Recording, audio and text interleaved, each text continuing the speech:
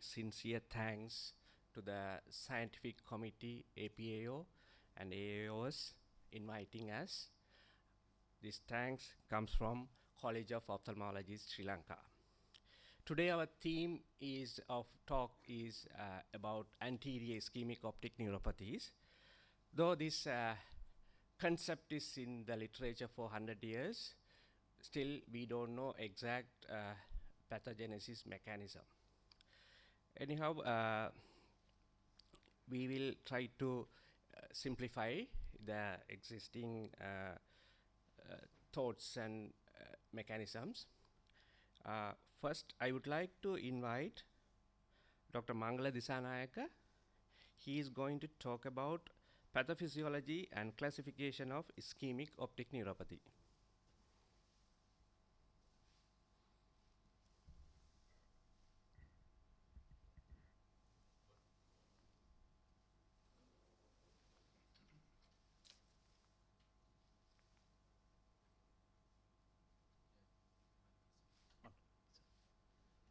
Thank you. Good evening, everyone. Thank you, Dr. Sri, for your kind introduction. I'm going to start with the pathophysiology and the classification of the ischemic optic neuropathy. Basically, ischemic optic neuropathy is the process which occurs in the optic nerve due to the ischemia. So what will happen with the ischemia? The ischemia is going to affect the mitochondria, depleting the energy which needs for the cell. So it makes the neuron to secrete excessive amount of glutamate, which ultimately lead into influx of calcium ions into the neuron. So these calcium ions will act via calcium receptors, especially NMDA, and it will trigger a cascade of events, including enzyme activation, cellular component breakdown, and free radical release. So the ultimate product will be apoptosis and the necrosis of the neuron.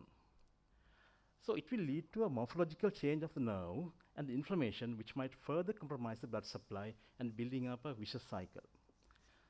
So there's something called ischemic penumbra, that's the area surrounding the co-infarct.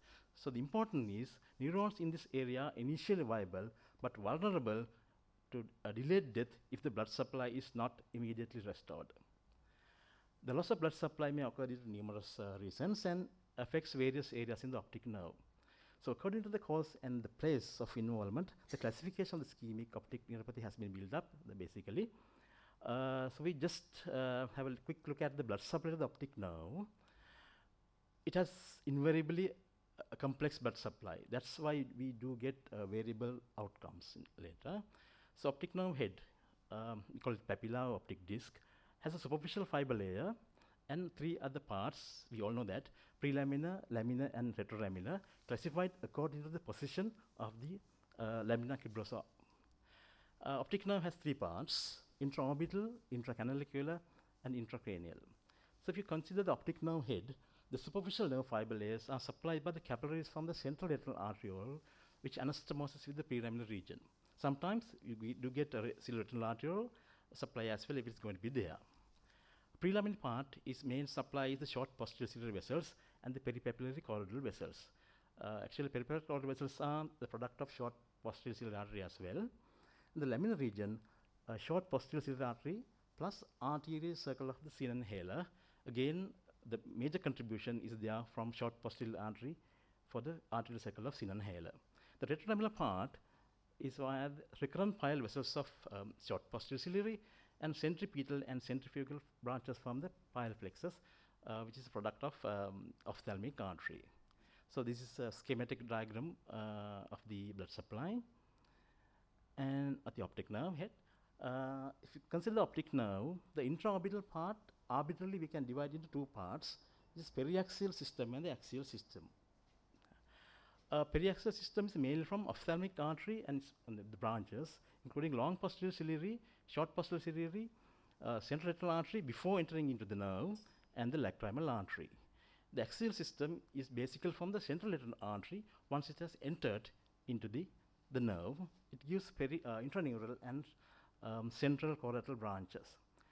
The intracanalicular part is periaxial system plus the pile plexus, which is product of ophthalmic artery. Intracranial part is about the same. So just diagram again, the AIO in this anterior ischemic optic neuropathy is going to affect more anteriorly, and we have another entity called posterior ischemic optic neuropathy is going to affect the posterior part of the nerve. Just something to elaborate, we do get visual field defects with the ischemic optic neuropathy. So some studies have, there have been studies, they have shown all three parts. That means superior field, inferior field, and central field can be affected in variable degrees. So there are identified types of visual field defects with the ischemic optic neuropathy. Basically arcuate and altitudinal defects, superior and inferior. And you do get central scotomas and paracentral scotomas. Rare occasions, you may get nasal defects as well. So bilateral involvement can cause binasal hemianopia, rare occasions. Just to elaborate the visual field to refresh the classification of ischemic optic neuropathy. So everybody knows that it's a very basic things. So two things: anterior ischemic optic neuropathy, the main entity, and the posterior ischemic optic neuropathy. So anterior ischemic optic neuropathy, we do classify into two entities: non-arteritic and arteritic.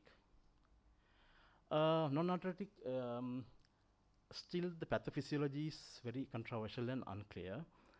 Basically, medical reasons do affect this problem.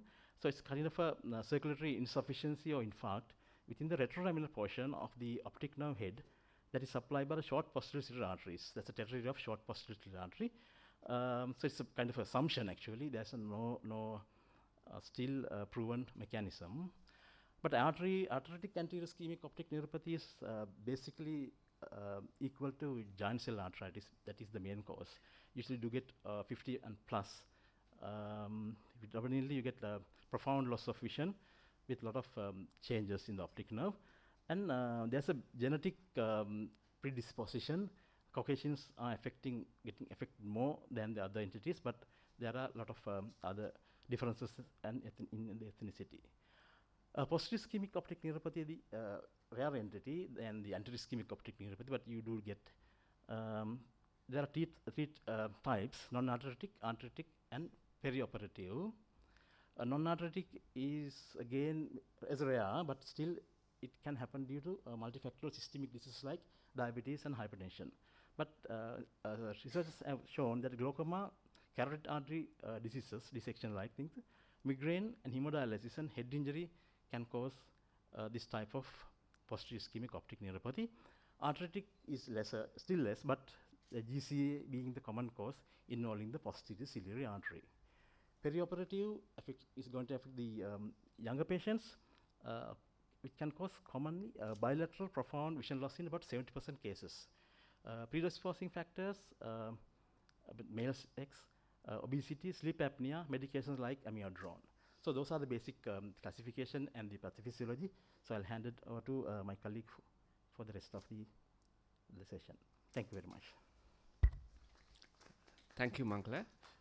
You have painted a picture on basic aspects of AION. And our next speaker is Dr. Bhagya Veerasinghe. She is a consultant ophthalmologist, teaching hospital Anuradhapura. She is going to talk about differential diagnosis of optic neuropathies, a clinician's guide. Thank you very much, sir. Thank you very much for the opportunity. I'll be taking you through few case scenarios. 18-year-old female girl presented with bilateral reduced vision. Her best corrected visual acuity was 624 in both eyes, and she gave a family history of vision impairment. And this is her fundal appearance. Optic disc shows slightly pale with irregular disc margin with scallop borders. Disc appeared slightly elevated, and can see a branching pattern of on the disc, branching pattern of vessels on the disc, on the superior part of the disc. And the autofluorescence showed hyperfluorescence on the optic nerve head. So this was a case of optic disc drusen in a patient with retinitis pigmentosa. When managing patients with suspected disc edema, it's very important that we rule out causes for pseudopapilledema, like optic disc drusens, elevated crowded appearance associated with hypermetropia. Myopes tend to have an elevated disc nasally most of the time, and tilted disc syndrome, they have elevated disc on the superior part and myelinated nerve fiber layer. Because if we miss a diagnosis of pseudopapilledema, patient will be subjected for unnecessary investigations, lot of referrals, and it's going to be a burden. So first step is to make sure that we are not dealing with a case of pseudopapilledema. Case 2, 25-year-old male, presented with blurred vision, right eye visual acuity 6.9, left eye 6.12, and he gave a history of headache and double vision. And fundi showed elevated disc with flame-shaped hemorrhages, dilated tortuous vessels surrounding it, and this was a case of papilledema due to a pituitary macroadenoma. How do you identify true optic nerve swelling? Most of the time it appears hyperemic and can see dilated vasculature, microvasculature capillaries on the disc surface, and more importantly, edematous peripapillary retinal nerve fiber layer. It appears as fluffy, striated appearance, can see obscuration of blood vessels at the optic disc margin, and the presence of flame-shaped hemorrhages, cotton wool spots will lead you to the diagnosis towards true disc edema. Papilledema patients, visual acuity, color vision can be normal at the initial stages, present with transient visual obscurations, grayouts, whiteouts, blackouts, lasting for few seconds, headache, nausea, and vomiting, and also pulsatile tinnitus and diplopia. Another patient, 52-year-old diabetic, presented with sudden onset of visual loss. Right eye visual acuity was 636 with relative apparent pupillary defect, and he had a small crowded disc on the fellow eye, and that was a case of non-arteritic anterior ischemic optic neuropathy. In a patient presenting with more than 50 years with underlying cardiovascular risk factors, with painless sudden onset visual loss, with hyperemic disc edema, it can be sectoral even, in the presence of small crowded disc or disc drusens in the fellow eye, we can suspect non-arteritic anterior ischemic optic neuropathy as our first differential diagnosis. Whereas a patient presenting with much older age with painful sudden onset vision loss, profound vision loss, like visual acuity worse than 680, with pallid disc edema, with systemic features of GCA, with inflammatory markers, arteritic, anterior ischemic optic neuropathy would be our first top diagnosis, differential diagnosis. Posterior ischemic optic neuropathy is extremely rare, occur in the context of perioperative period like cardiac and spinal surgeries, acute blood loss, acute hypertension, and giant cell arteritis. They will have signs of optic nerve dysfunction like vision loss, RAPD, but the initial stages optic disc appears normal. Another differential diagnosis for hyperemic disc edema is optic neuritis. A typical optic neuritis occur in young females, and vision loss would be gradual over several hours or days, and they complain of periorbital pain. 2/3 of typical optic neuritis is retrobulbar in origin, so optic disc appears normal, and the pathology would be multiple sclerosis.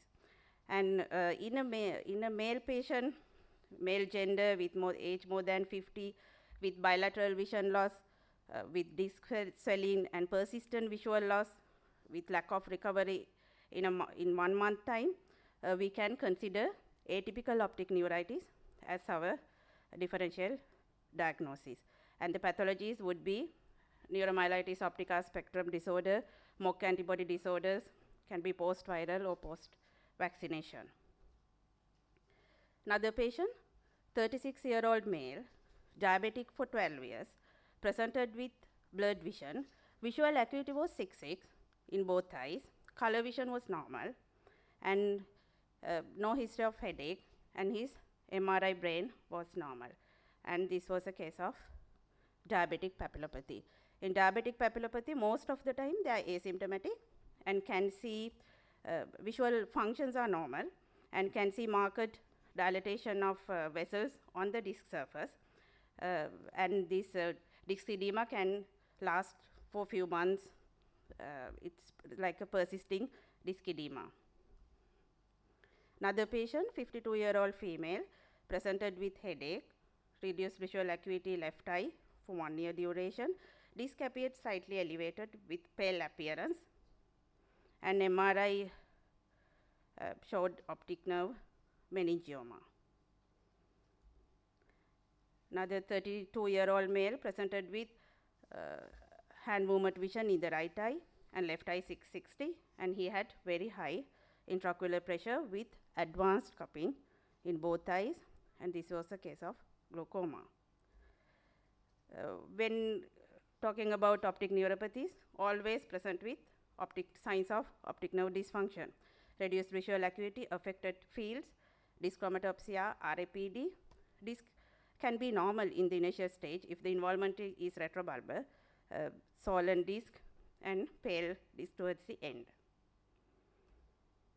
So etiologies would be increased intracranial pressure, inflammatory causes, vascular causes, compressive causes, hereditary causes, toxic nutritional deficiencies, trauma, and glaucoma. So when we are making a diagnosis or determining the underlying cause, we have to take these factors into consideration: age, the onset. If it is a ischemic pathology, would be a sudden onset visual loss. If it is an inflammatory pathology, can be progressing over hours or days. And the laterality, presence of pain. Non-arthritic ischemic optic neuropathy would be painless, and while arthritic will be painful, as well as optic neuritis also will present with pain. And color vision, type of visual field defects, optic nerve appearance and results of neuroimaging, all these factors need to be considered when we are determining the underlying cause of optic neuropathies. Thank you. Thank you, Bhakia. You have elaborated nicely there how to differentiate from AIONs from other conditions by giving your own case files. Yeah. When you talk about ischemic optic neuropathy, that you don't have to forget the Sonson-Harry, his contribution to the retinal circulation and the blood supply of the optic nerve head. A lot of his articles are in literature. We know the optic nerve is supplied by posterior ciliary artery according to Harry. Posterior ciliary artery is a branch of ophthalmic artery which arises from the first division of the ocular artery, ocular artery. According to Harry, posterior ciliary artery, after supplying the disc, has a segmented distribution, the choroid and the epiphyseal. If there is a deficiency in the blood supply of the posterior ciliary artery, there are not only change in the choroid, but epiphyseal choroid characterized by the cavernous degeneration of the optic nerve. The filling of the blood in the posterior artery and the epiphyseal depends upon the difference of the perfusion pressure between the posterior artery. So if the IOP is low, the perfusion pressure is better, filling is better. That is the scenario of the blood supply of the optic nerve head of Sonson-Harry, which gives us the scenario of the ischemic optic neuropathy. So when you're talking about ischemic optic neuropathy, you don't have to forget the great contribution of Sonson-Harry et al. Of the blood supply of the optic nerve head. Thank you, sir, for giving a very important fact. This ischemic optic neuropathy, the name coined by Sohan Harel, is a Punjabi and legendary ophthalmologist. Literally turned to the anatomy. Yeah, thank you, sir. Our next topic is by Ruani Pereira. He's a senior registrar, National Eye Hospital. She's going to talk about imaging and diagnostic modalities for ischemic optic neuropathy. Yes, thank you, sir. My topic is imaging and diagnostic modalities of ischemic optic neuropathy. Ischemic optic neuropathy is a diagnostic involved in the combination of the clinical evaluation, serological test, and the visual field testing, histology, and the imaging modalities like MRI, OCT, and ultrasound. As we all know, it is very important to exclude arthritic variety of the ischemic optic neuropathy, as it is a life-threatening and a vision-threatening cause, unless if we do not start corticosteroids immediately. And clinical evaluation and the history, thorough clinical history, including the onset, duration, and the nature of the vision loss is must, and associated symptoms like pain and fever. Those can help to differentiate between the different types of ischemic optic neuropathy. And ophthalmological examination, including the visual acuity and the color vision,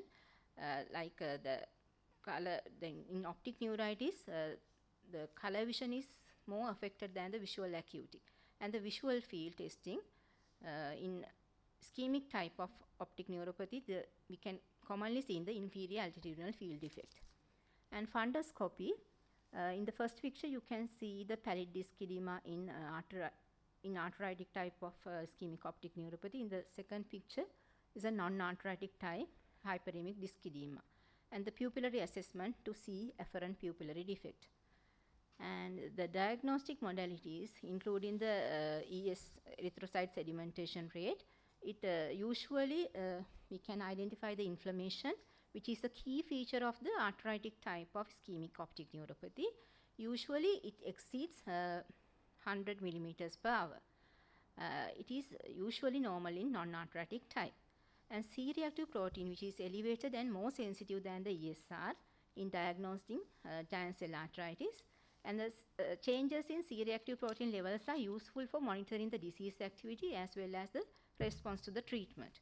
Only 4% of biopsy-proven giant cell arthritis have normal values of C-reactive protein and ESR. And the full blood count to exclude the underlying conditions that might contribute into the ischemia, and to identify thrombosis. We have to evaluate the other vascular risk factors like blood pressure, lipid profile, blood glucose, and questions to exclude sleep apnea, and the intake of phosphodiesterase 5 inhibitors because it will accelerate the nocturnal hypertension, and interferon alpha, which deposits the immune complexes within the optic nerve, optic disc circulation, and the history of amiodarone intake. And if the patient is less than 50 or there's a history suggestive of that, you have to exclude homocystinemia.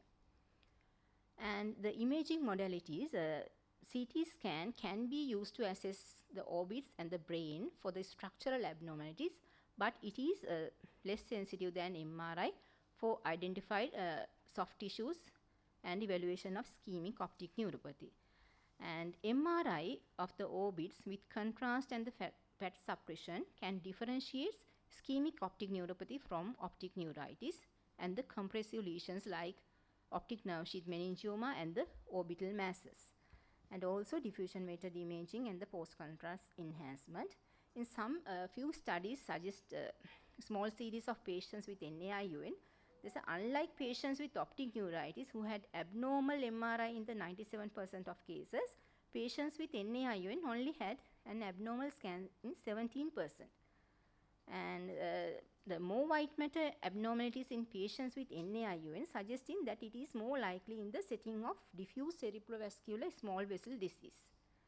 And also the eyes with NAION have more white matter hyperintensities, lower optic nerve volume, and magnetization transfer ratio of chiasma than controls, likely reflecting axonal loss and the demyelination. In MRI, we can differentiate NAION from optic neuritis as I previously mentioned, and identifying arthritic from non-arthritic anti-ischemic optic neuropathy. And there's a central bright spot sign, a potential new MRI imaging sign, that's a central bright spot sign, may aid in the early diagnosis of anterior ischemic optic neuropathy due to GCA. And also diffusion weighted imaging and the post-contrast enhancement. A little bit about fluorescein angiography used to assess the blood vessels in the retina and the choroid. to help to differentiate between arthritic from the non-arthritic anterior ischemic optic neuropathy. As we all know, there's a delayed choroidal filling in arthritic type. And other imagings are the ocular plethysmography, can measure measure the blood flow in the optic nerve, and Doppler ultrasound to helpful in diagnosing anterior ischemic arthritic type of ischemic optic neuropathy. Little bit about the temporal artery Doppler ultrasound.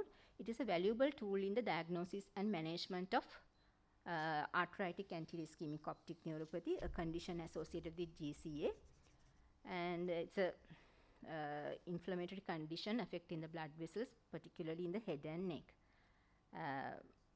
It visualizes the temporal artery and shows the characteristic findings like the halo sign.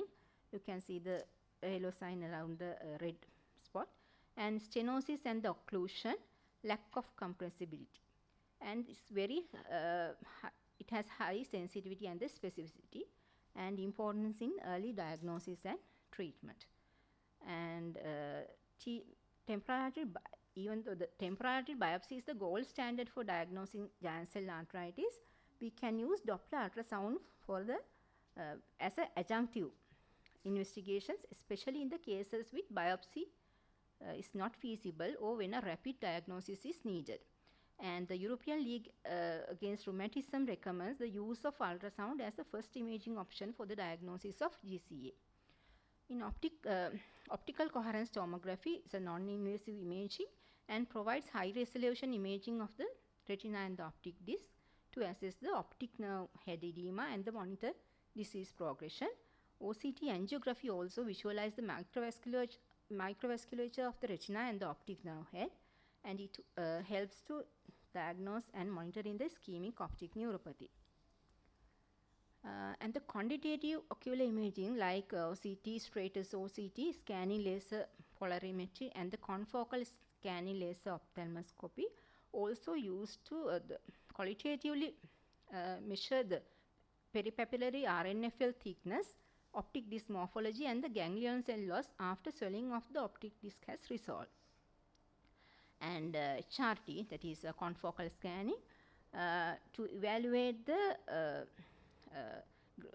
excavation of the optic nerve after episode of AION. You can see in this picture, in the first two pictures, there's a HRT.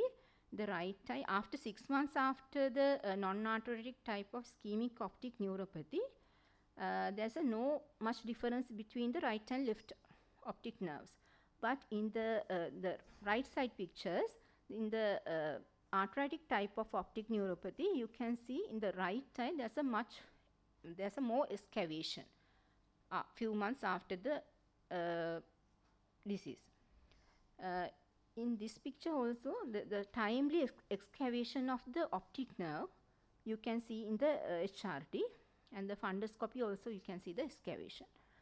In temporal artery biopsy should always to be done to rule out the arthritic type of ischemic optic neuropathy.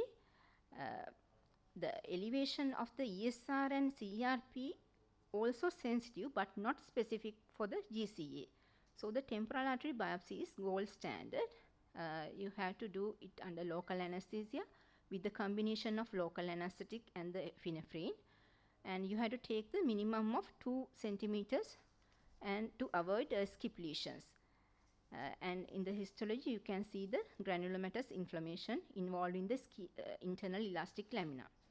And biopsies may occasionally yield false positives, prompting the use of non-invasive techniques like MRI and Doppler ultrasound. So other investigations are the electrophysiology, both in non-arthritic and the arthritic. In arthritic and non-arthritic ischemic optic neuropathy shows the amplitude reduction and in the pattern VEP and the flash VEP.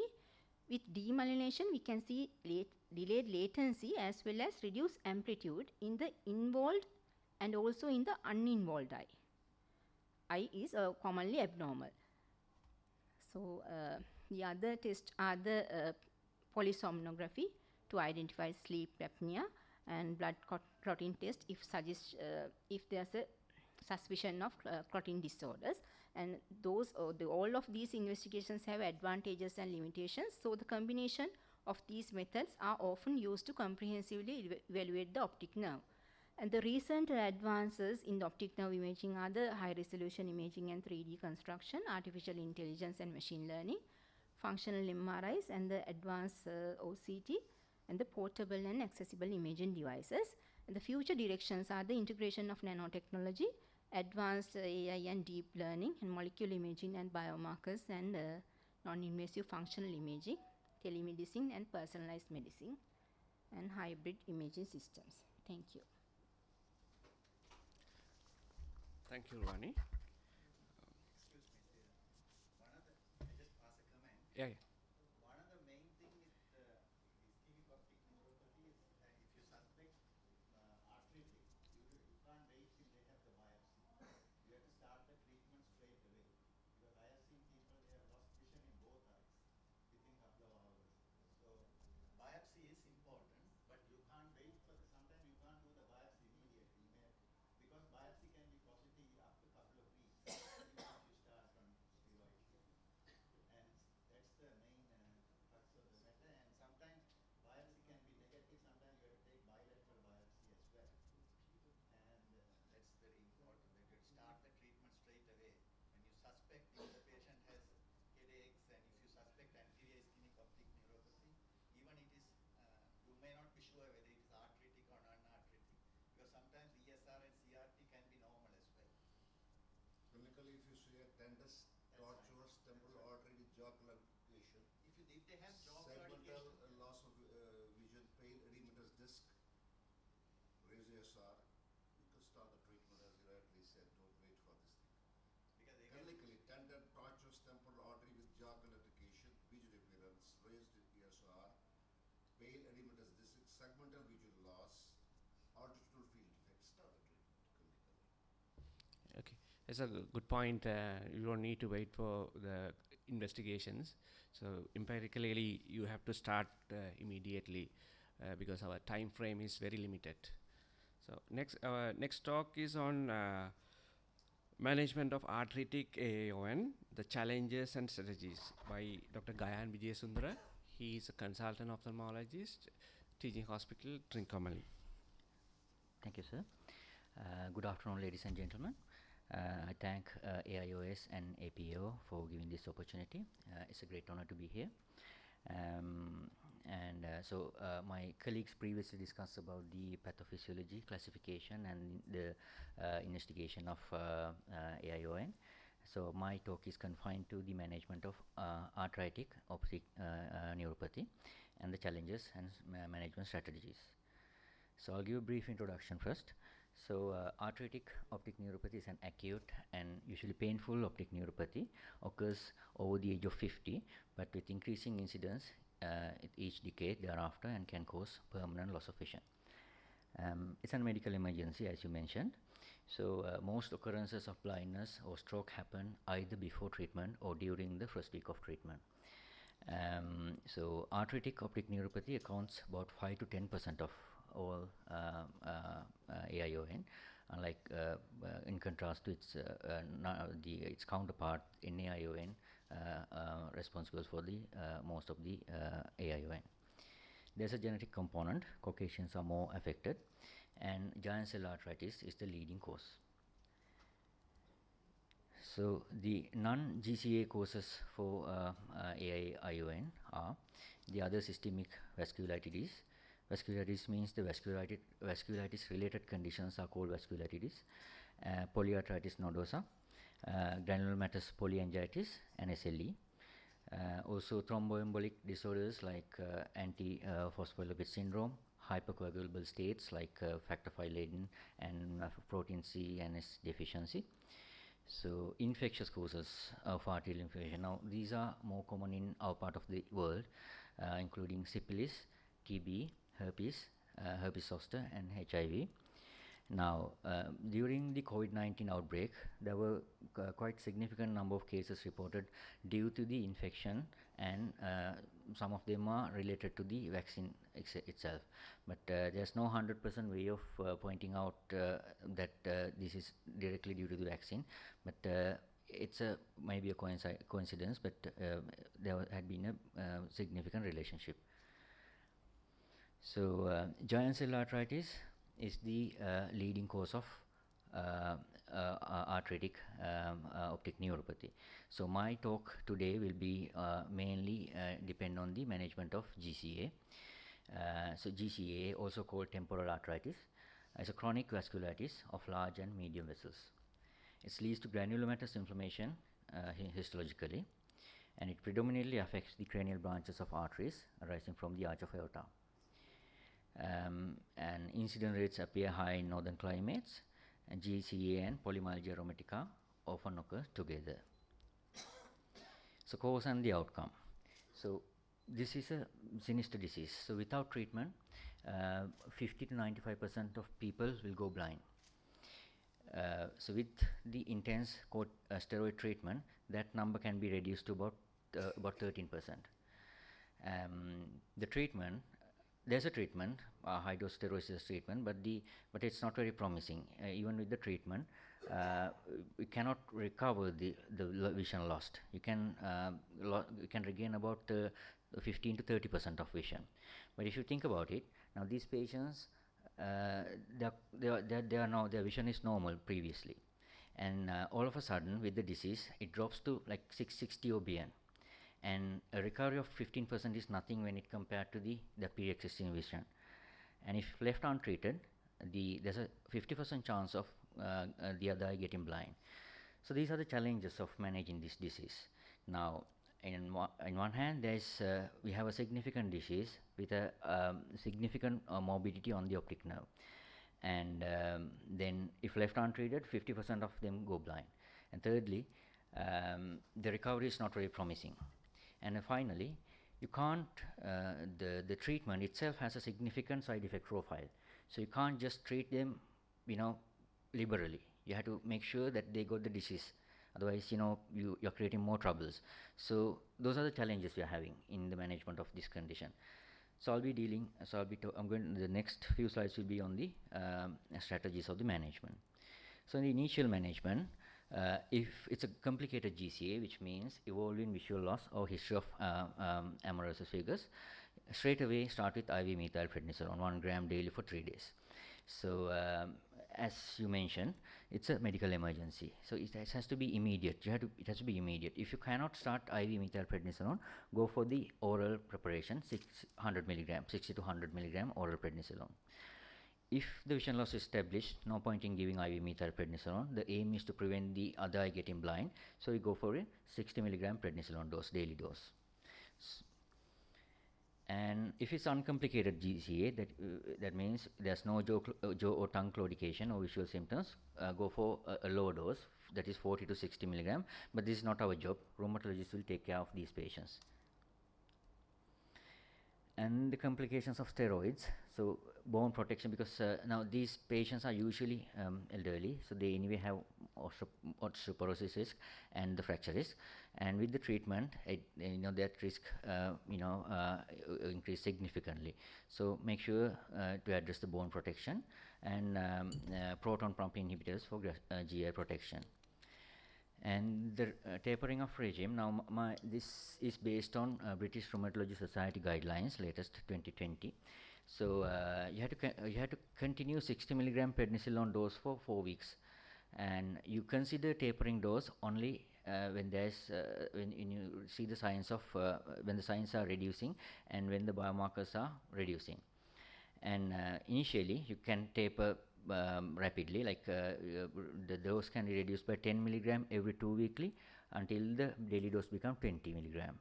And thereafter, the tapering, you have to go slow on tapering. So then you taper 2.5 milligram every 24 weeks until it becomes 10 milligram, until the daily dose becomes 10 milligram. And then once the daily dose becomes 10 milligram, you reduce 1 milligram every 1 to 2 months, provided there's no relapse. So the entire regime will go for about 1.5 to 2 years even. Okay. Yes, these suspects usually managed by the rheumatologist. You have to always it has to be a team management with rheumatologist, ophthalmologist, and the GP. So modified release prednisolone, those are the entry-coated ones. It's not recommended in the standard therapy, but if some patients prefer the entry-coated prednisolone, so in that case there are different regimes available. So about steroid-sparing agents, methotrexate or MTX is a preferred one. It has adequately been tested and enough research studies been done. So that's the preferred one. In addition to that, azathioprine, leflunomide, and mycophenolate is also available. As I said, a lot of research has been done on MTX, and early introduction of MTX can be considered as an adjunct therapy, and MTX allows small reduction in cumulative glucocorticosteroid dose and a higher probability of steroid discontinuation without relapse. Regarding biologic agents, tocilizumab is the preferred one out of the lot. So it received FDA approval back in 2014 to treat GCA. It's a monoclonal antibody, and it works by binding to the alpha chain of interleukin 6. So it's quite effective as a non-corticosteroid therapy, and it's very effective against the steroid-resistant AION. Regarding aspirin, antiplatelet, and anticoagulant treatment, now theoretically, antiplatelet or anticoagulant treatment should minimize the ischemic risk, but the routine treatment is not recommended in the management of GCA.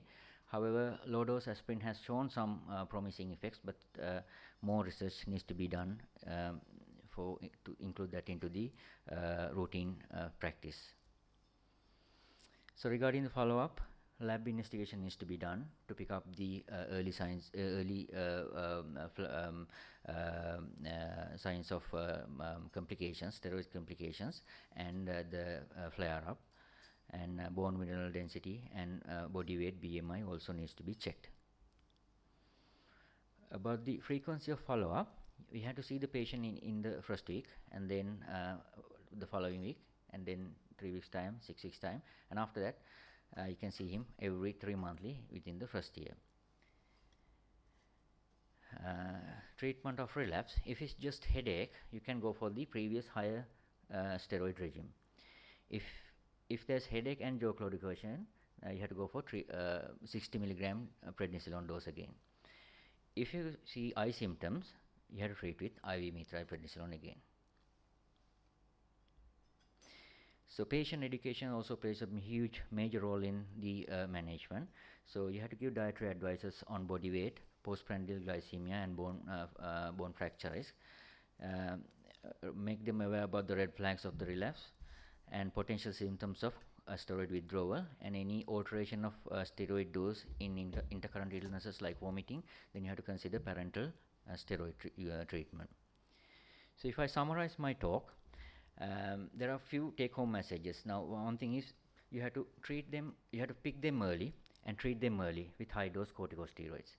And during the follow-up, look for the signs of complications, look for the signs of flare-up, and finally the patient education.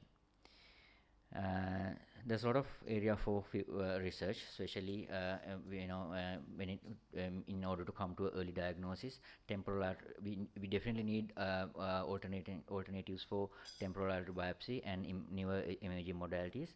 And also, when it comes to treatment, we need more studies on biologic agents. Thank you. Thank you, Dad. You have a challenge. You have managed. Yeah.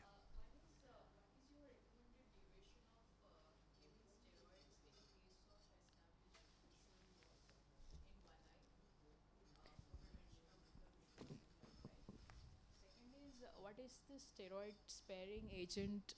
What is the preferred steroid sparing agent?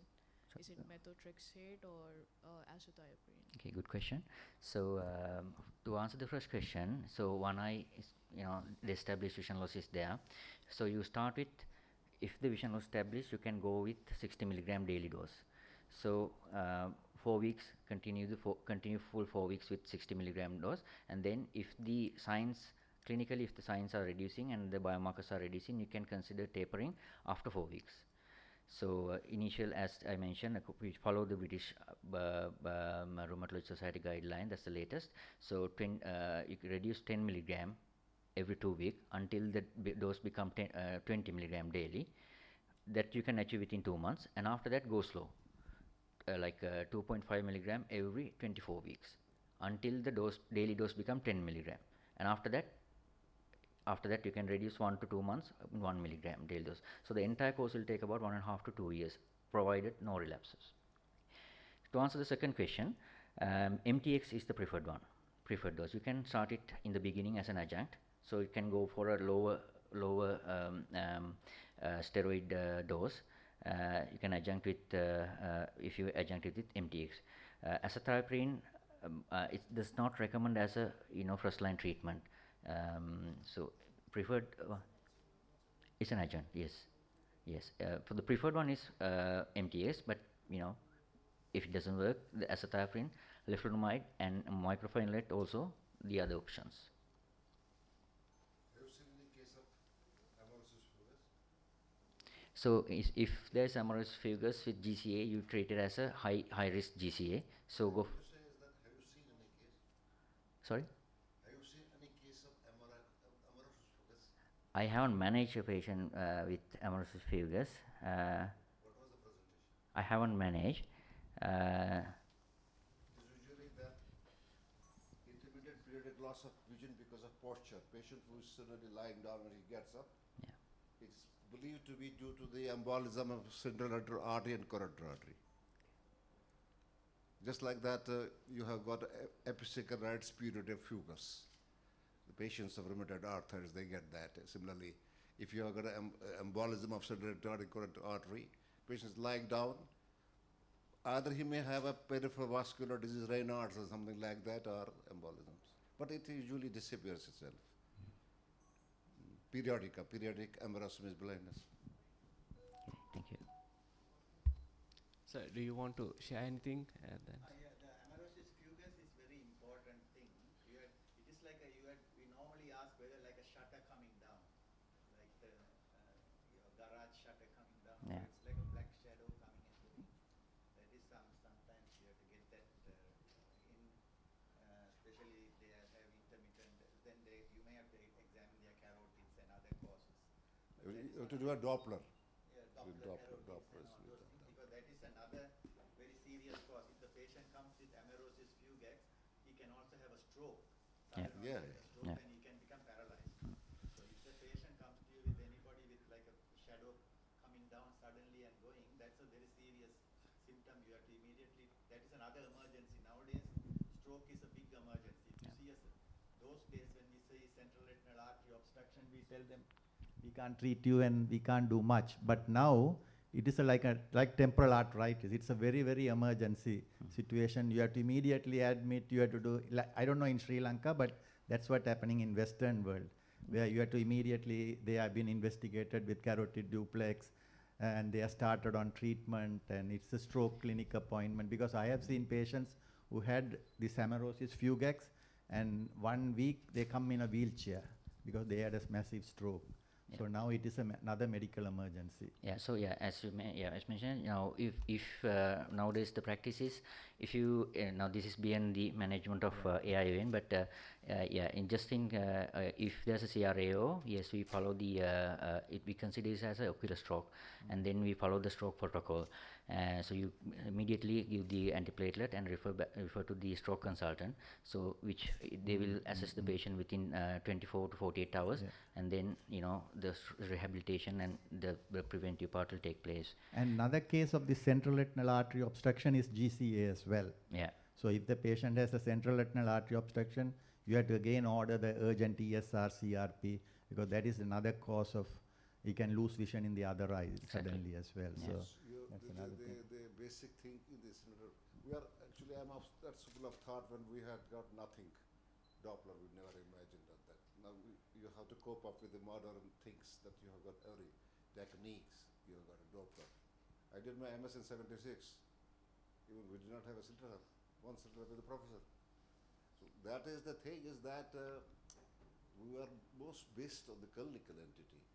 But now you have got everything. That doesn't mean that you don't have to do. This is the modern technique. We have got a lot of instruments, but unfortunately, there's a patient of headache. He doesn't need CT scan. CT scan is done. Does every patient of headache need CT scan? No. People have forgotten to dilate a pupil and see the fundus. Directly go to OCT. OCT macula. Okay, you can do it. But who interprets it? You go for visual fields. Does anybody, it is done by a technician, does he write that there is an enlargement of blunt spot? The thing is that ophthalmology, all the medicine has got upgrade this subspecialty. And got brilliant ophthalmologists in India. I have seen in the USA and UK, they do a very protected practice. Clinically, they are zero. If I say like that, people will laugh at me. Because the thing is that they go to the rare conditions because of this, what you call as that's a very defensive medicine which they practice. They are afraid of this thing.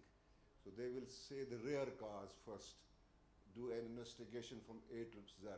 Anyway, I'm not a person to criticize, but the thing is that we are proud that the medicine in India is much, much better clinically, diagnostically, and therapeutically. I had a relation, sorry, I'm not just sort of discussing the story secret play dialogue. One of my relations' nephew has a keratoconus in England, Manchester. He did a corner topography and he gave it to me.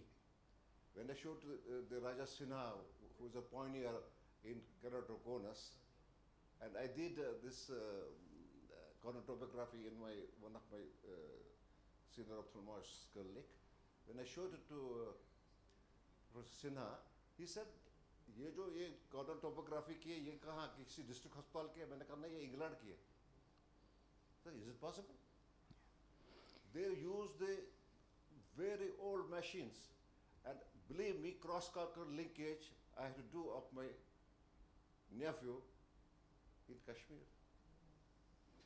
Okay, thank That is the scenario of this thing. Thank you. Their clinical time, this thing is, क्या बताएं आप?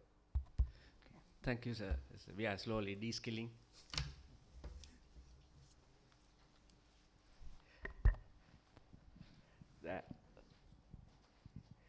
The last talk is on management of neons, non-arthritic AIONs. The basic picture is what we know so far is an ischemic injury, but still we don't know which triggers. Those part is still under investigation. So one of the most common acute optic neuropathy in overage, middle age and elderly population, and it is multifactorial. It's ischemia, small optic disc, and systemic risk factors. But still, we don't have universally accepted treatment yet.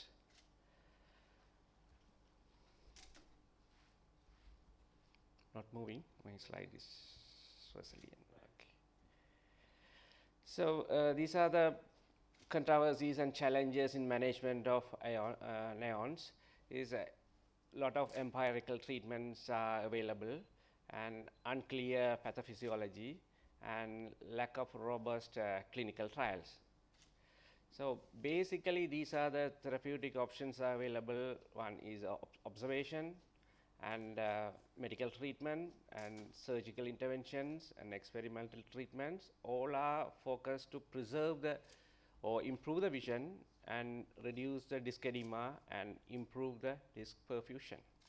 So these are the management strategies available at the moment. So basically, you manage the modifiable risk factors like hypertension. You at one side you manage the hypertension. In the meantime, not to go into a nocturnal hypotension where one of the suspected factor these neon patients, they most of the time they gets up in the morning, by awakening they realize that they lost the vision. So most people are suspecting it is due to nocturnal hypertension, and diabetes and hyperlipidemia. Optimizing is very important.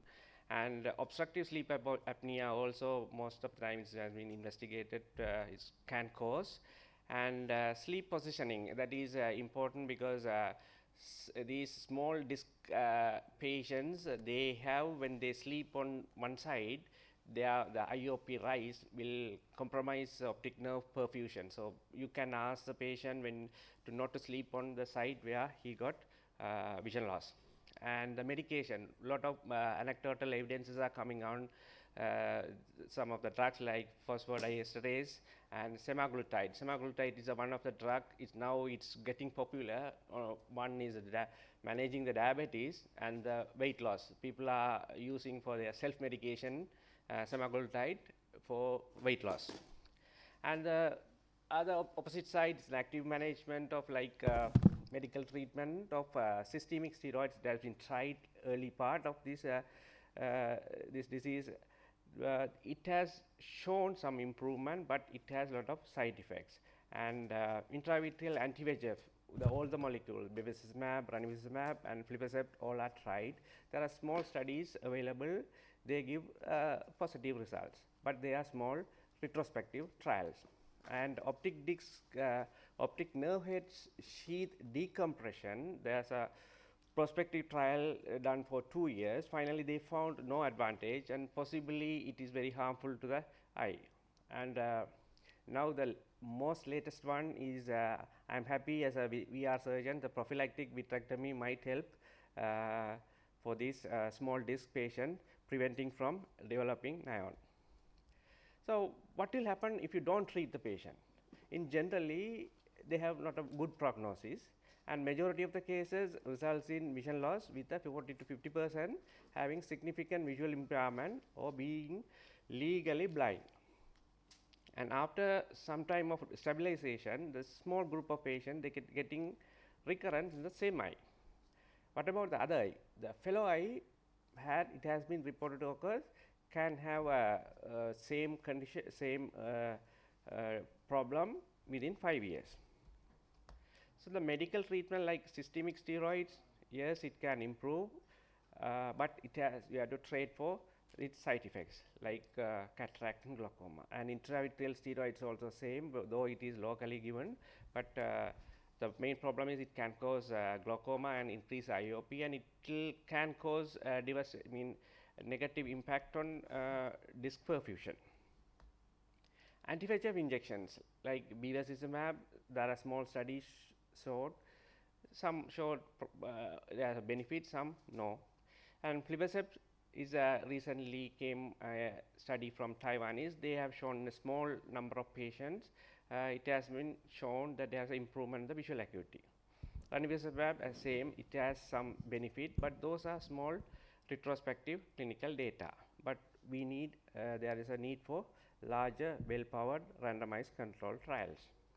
So what I am working in a state hospital, so I don't have a lucrative anti-VEGF molecules in my hospital. So we start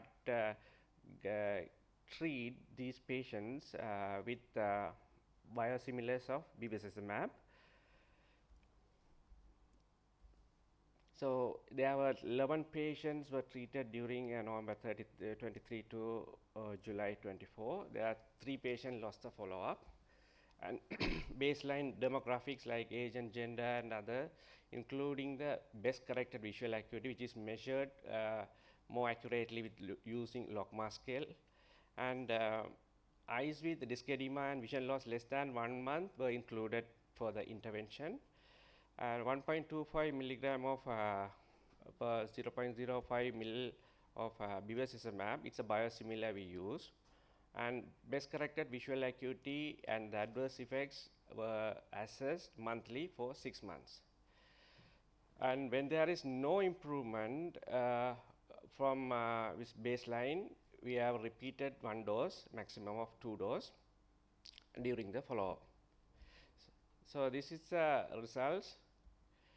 So the mean age group was 57.4 and mean duration of vision loss was 2 weeks plus or minus 5.2 days.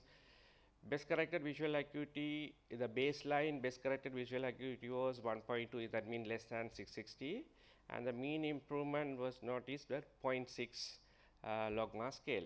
This is a summary of that findings. You can see around 7 lines improvement we have seen among those treated patients.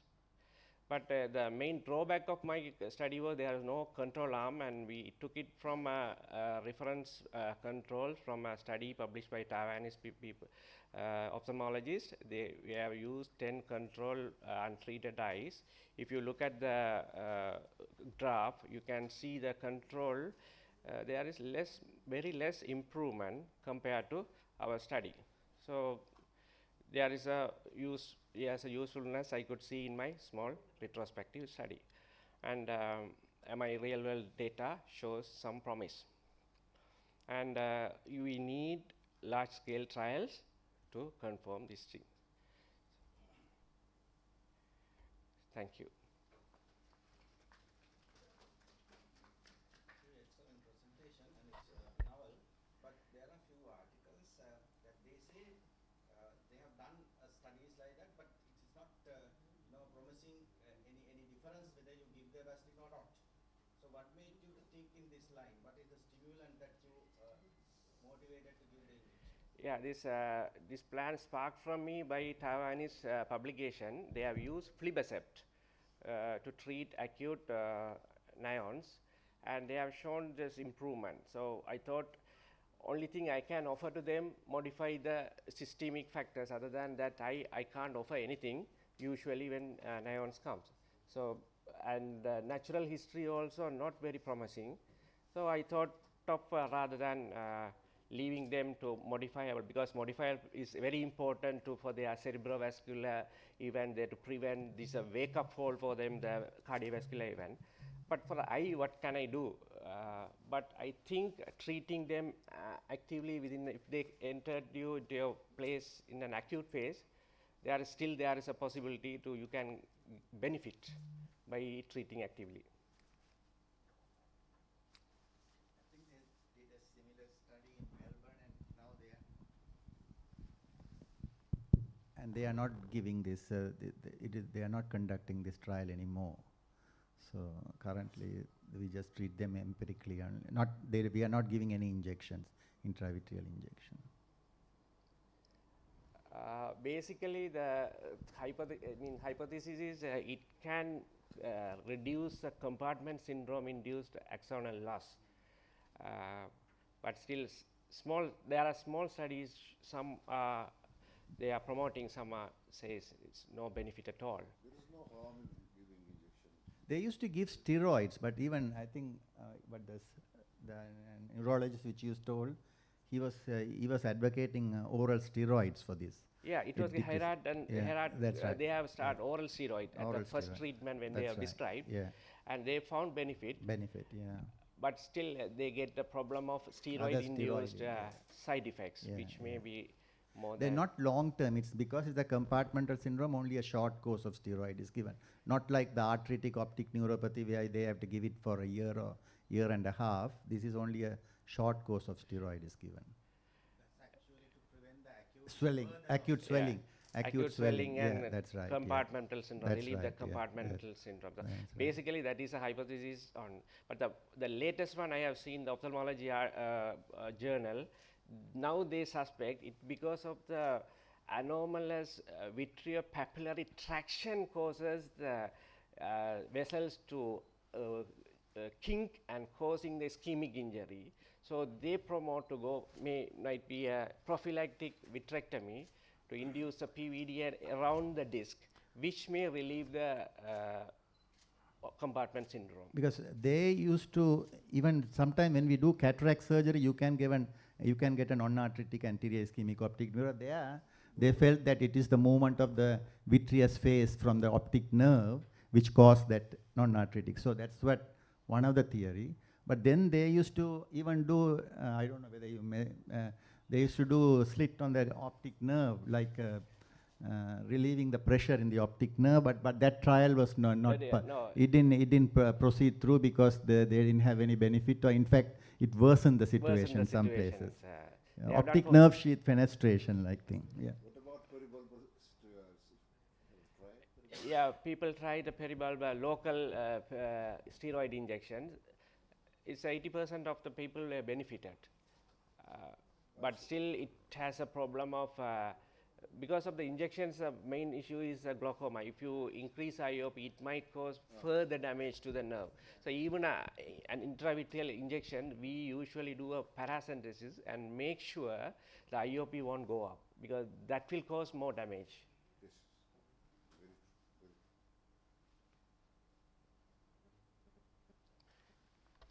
Thank you very much for your kind and thoughts you have shared with us. It's more interesting. We shared both sides rather than have a one-way lecture. Thank you very much on behalf of College of Ophthalmology, Sri Lanka.